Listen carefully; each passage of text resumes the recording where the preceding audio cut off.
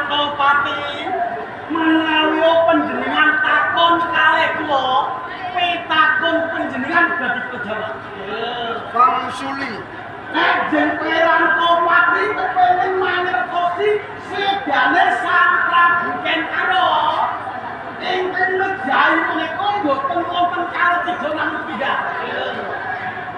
sapa sing mbok kandhake mung siji kuwi Tibakel pengalasan.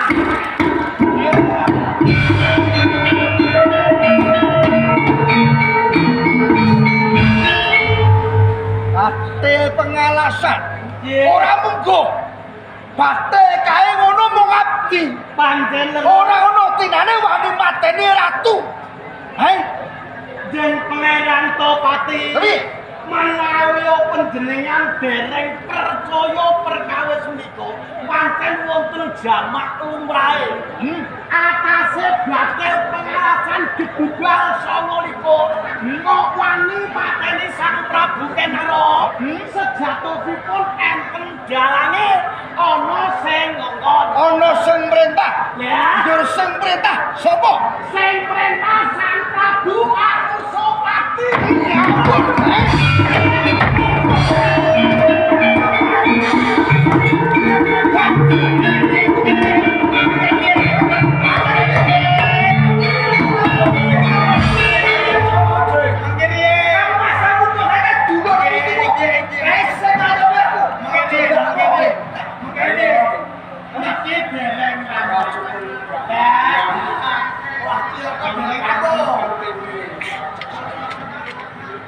Entok benar jalan desa. Cocok barangnya.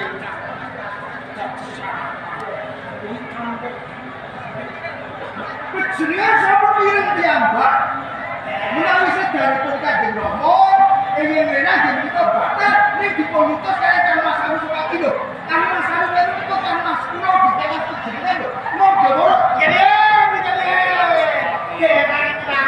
Dua kamu ya? Ojo Kang Mas Anu Supati Menawi Lodoko ingkang njalani Prabu Anusapati. Panjenengan kalian Prabu Anusapati menika boten wonten gandeng kelene kadang-kadang. Malah kaporo tiyang liya brana. Untungmu aku dudu sedulur takune. Ning malah wong liya Brana.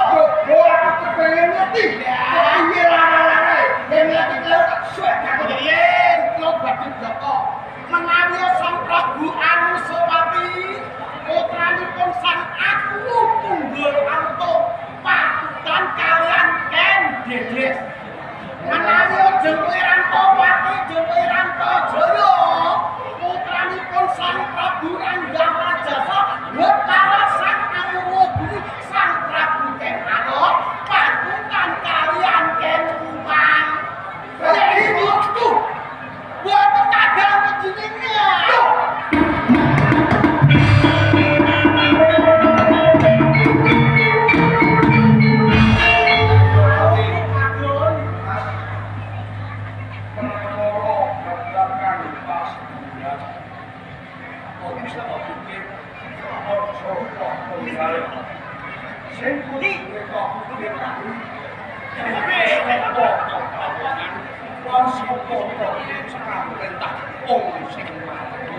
Siapa itu?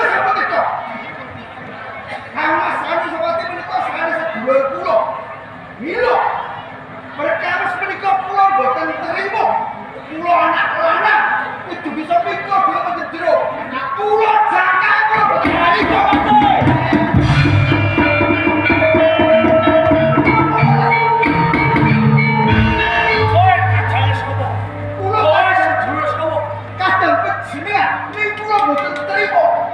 Yo kene nang kae para bangku sapa sejauh karo kowe Kebrongat batos kula. Kemutan menawi Kang Mas Anu Supati ingin medheka diwono. sing keblongot rasane kowe. Toh joyo keblongot rasane ya. Nggih. Yen aku wong kowe. Rasane ora. Aku sesar. Sing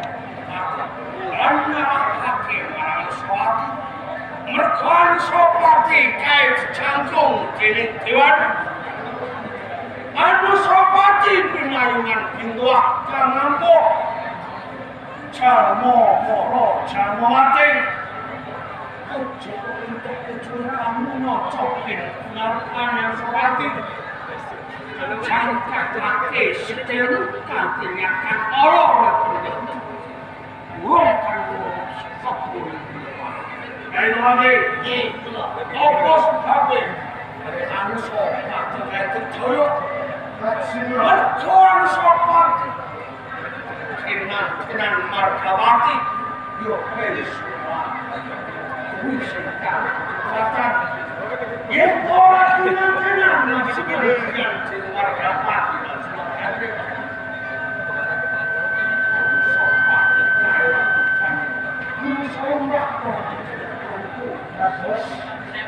Iya, jadi